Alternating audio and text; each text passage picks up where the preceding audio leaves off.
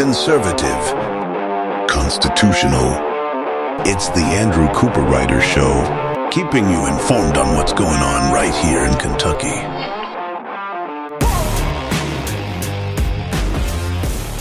To those of you watching on YouTube, Facebook, Twitter, Rumble, all those great video places, I normally only do one video episode a week. That was this Monday.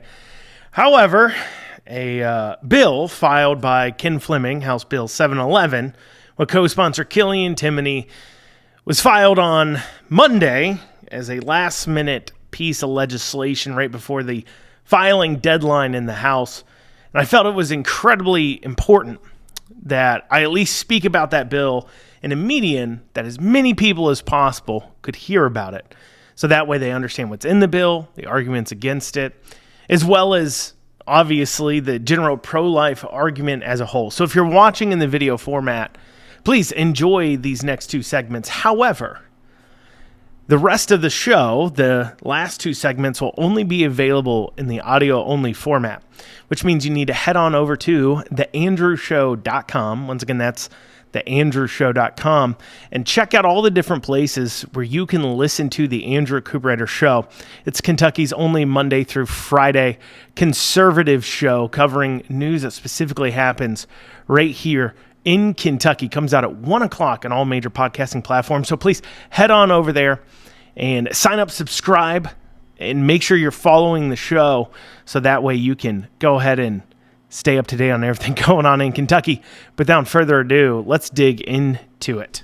Today on the Andrew Cooperrider Show, Representative Ken Fleming files House Bill 711 with co-sponsor Killian Timoney and Representative Gooch, a bill that, if passed, would guarantee that Kentucky quickly becomes the state with the highest rate of reported rapes, while simultaneously making it clear that none of those sponsors are truly pro-life at all. We'll be digging into that. Also, Senator Danny Carroll decides to continue to push a giant government welfare program that would particularly help line his own pocket as he's involved in the child care, but also is a whole lot of spending that doesn't solve any problems at all.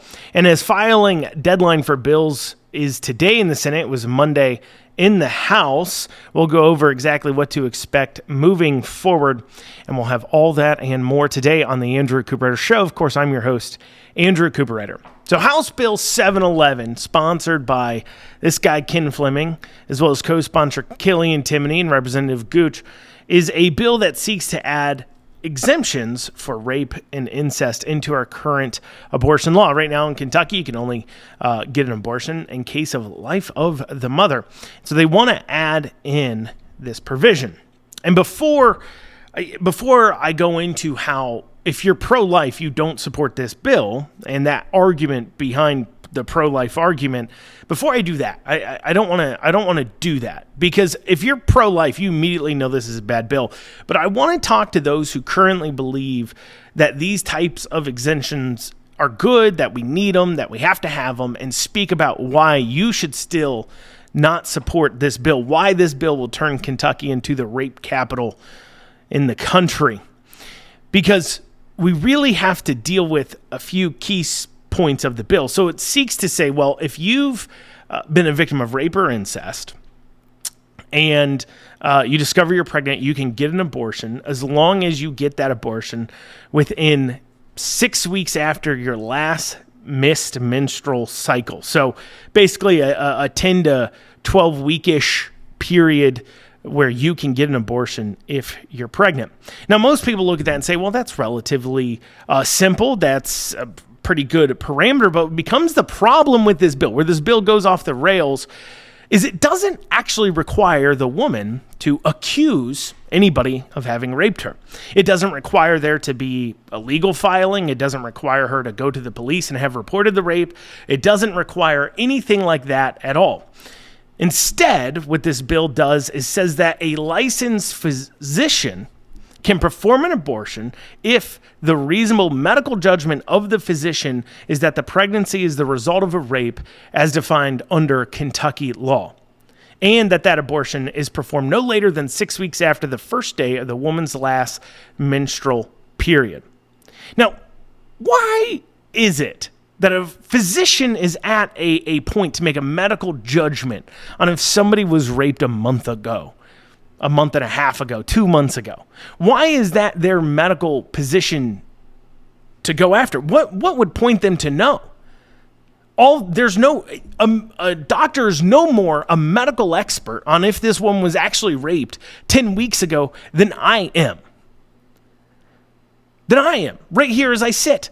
You would be more of an expert or the same amount of expertise as a doctor would have under that. So it just really requires an abortion doctor, and considering the fact that these abortion doctors are already willing to murder children, let's keep that in mind, they're more than likely very willing to accept what other story that the woman gives them. Keep in mind, there's doctors out there that would be willing to perform abortions up until the moment of birth. Up until the moment of birth. Do you think those same doctors wouldn't be more than willing to attest that, well, she said she was raped. Okay, let's go ahead and move forward with it? It doesn't require there to be charges filed.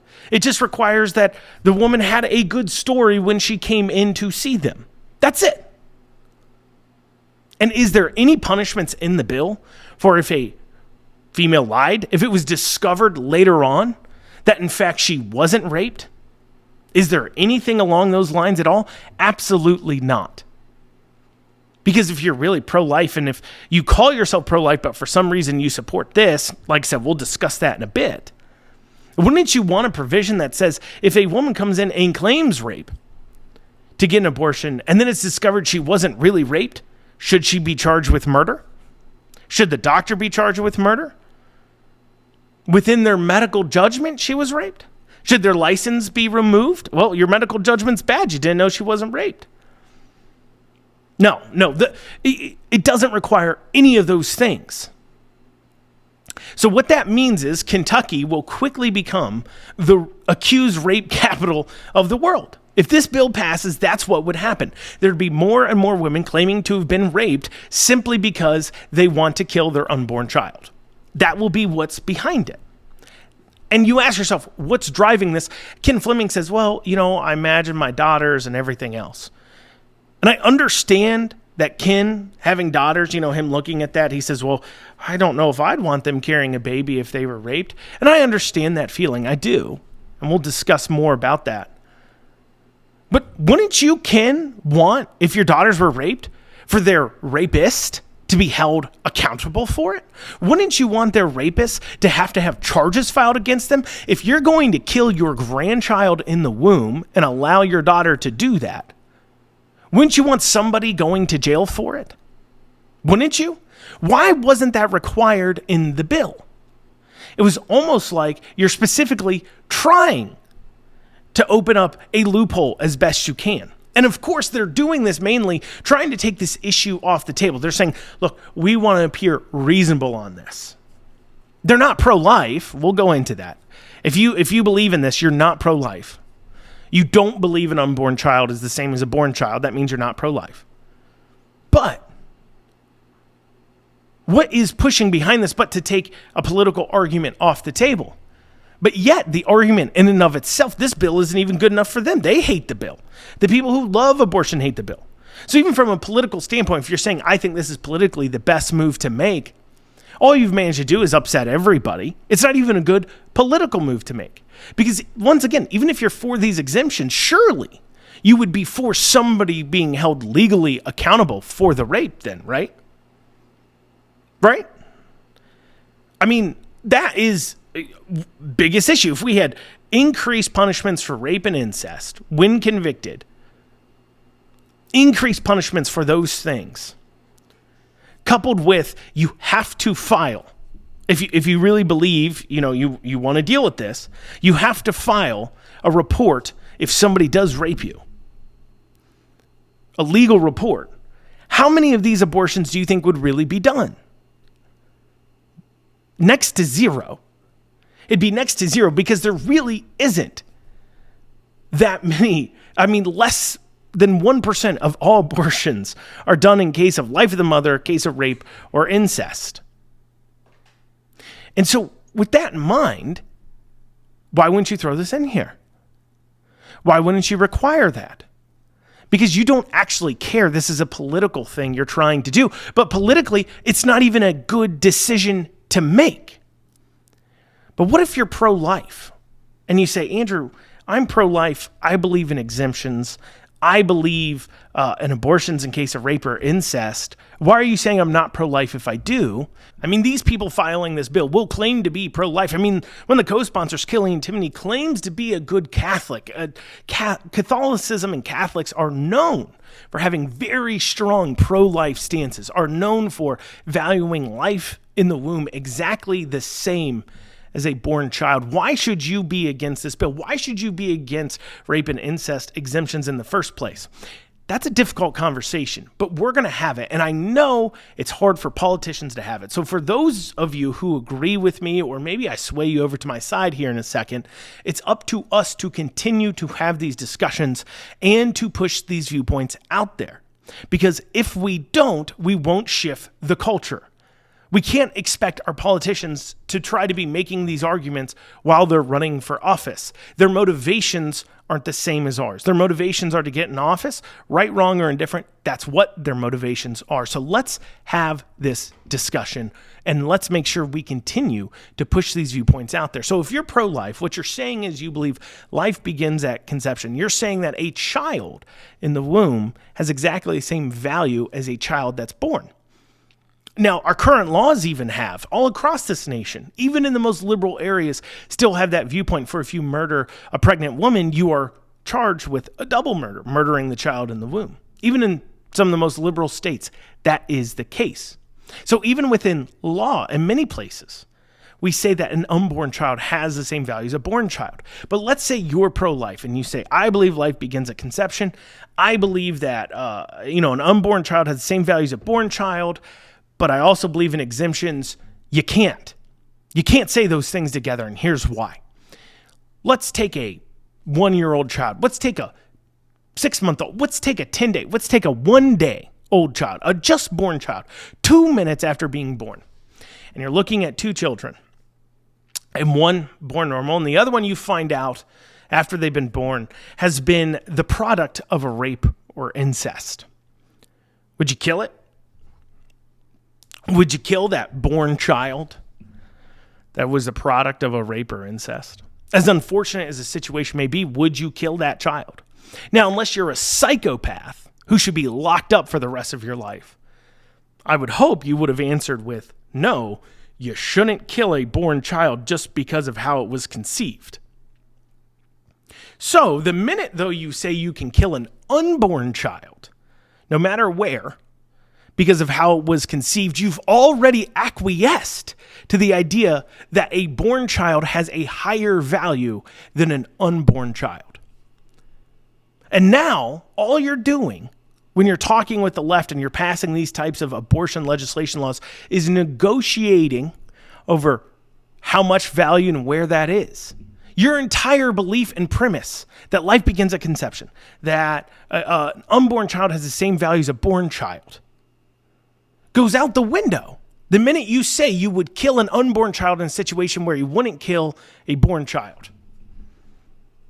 And of course, we do expect those seeking abortions to have those viewpoints that they would kill unborn childs. I mean, it's very likely that, these women going in willing, and for those of you who think they wouldn't be willing to falsely claim rape, keep in mind they're trying to kill a child here. I mean, they probably think it's more wrong to kill a cat or a dog than an 8-month-old child if they're going in to get or an 8-month in the womb child if they're going in to get an abortion, because they're monsters. They're horrible people.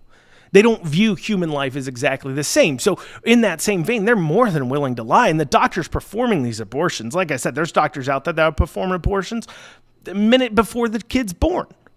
You think that they won't be willing to lie in these situations or fudge the truth a little bit if they think they can get away with it? Because remember, in this bill, there's no prescriptions for what happens if it's proven that abortion has taken place without there having been a rape. Nothing at all. No charges of murder. Nothing. Because, of course, you can't put it in there. It doesn't make logical sense. You can't say that, well, you killed a child, but it was the product of rape, but now we find out it wasn't the product of rape, so now you get charged with murder. You can't say that.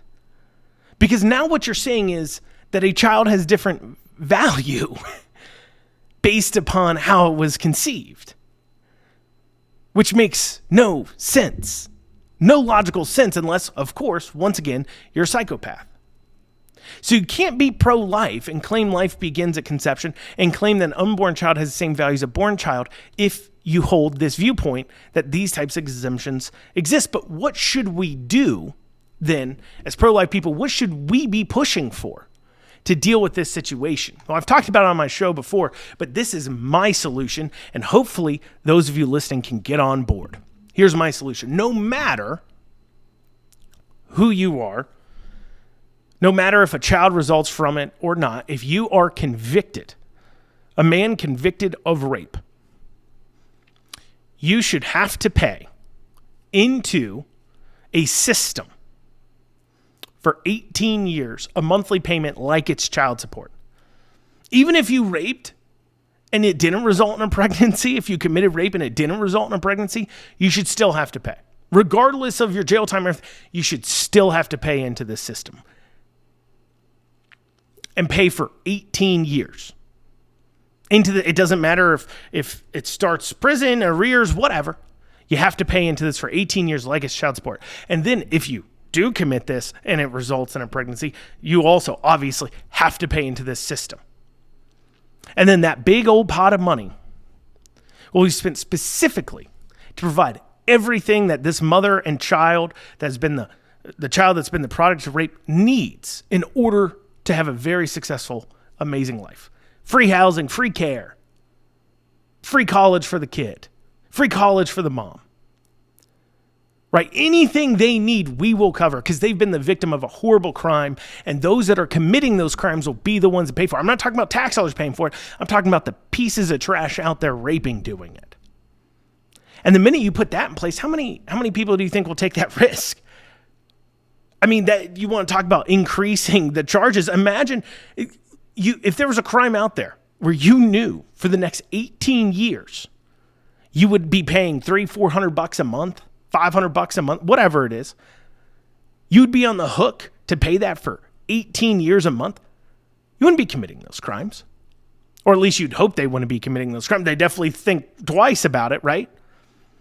Versus just going in for jail time. I mean, that's how we can actually address this and put in place policies to take care of these mothers who have been the victims of terrible circumstances without having to kill an innocent child in the process.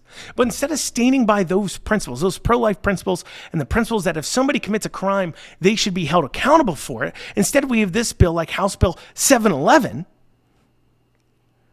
that says, oh, not only if a crime's been committed can we just murder somebody, but also nobody has to be held into account for it. Nobody has to be taken to prison for it. Nobody has to be tried for it. Nobody has to deal with that.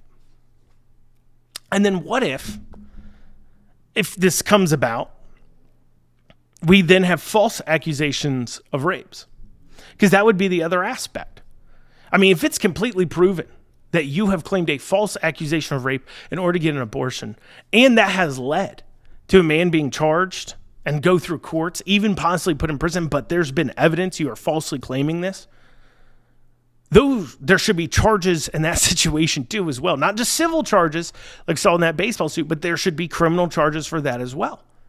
I want people who commit crimes to be held accountable, but I don't want kids killed in the process. That's not what this bill accomplishes.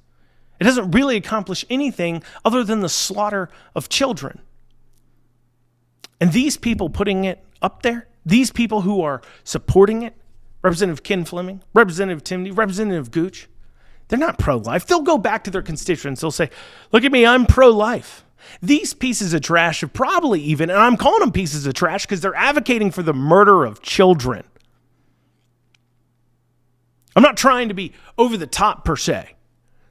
But if you know these representatives, you've ever thought about voting for these representatives, you've ever thought about donating to these representatives, you should never do so. These people want to okay the slaughter of children without holding accountable even the rapists in the situation. What kind of person does that? What kind of person sits there and says, oh, I've been raped? Well, I guess you can murder that kid, but Who raped you? Oh, you don't want charges pressed? Okay. Still, go ahead and murder the kid. That is not a good person, and it's not the kind of person we should be seeking to have in public office. If you're conservative, if you're pro-life like I am, if you believe life begins at conception, if you believe in valuing life as a whole. Instead, we should be putting forward legislation to toughen up the punishments for rape, to provide more resources to women who have children because of victims of rape. Because I tell you this much, there's not that many. And so if everybody who commits a rape has to pay into the system for 18 years, as I described, there'd be more than enough money to provide all the services those few who have been victims of rape that have had children need help with. Well, for those of you watching on Facebook, Twitter, YouTube, Rumble, those places, I encourage you, please, at this point, I'm switching over to the audio-only version, so please head on over to theandrewshow.com. Once again, that's theandrewshow.com. And click on your favorite podcasting platform. Doesn't matter if you listen on Apple, Spotify, iHeart, Pandora, Amazon, wherever you listen to your podcast, just search Andrew Cooperrider. You can find me there. If you're having trouble figuring out where to go, head on over to theandrewshow.com, and you'll see some links there where you can follow the show. Because I don't want you to miss this upcoming talk. We're going to be covering Danny Carroll's bill on child care. He's proposing a massive amount in child assistance, $300 million. We'll be digging into what that bill's for, some discussion on that.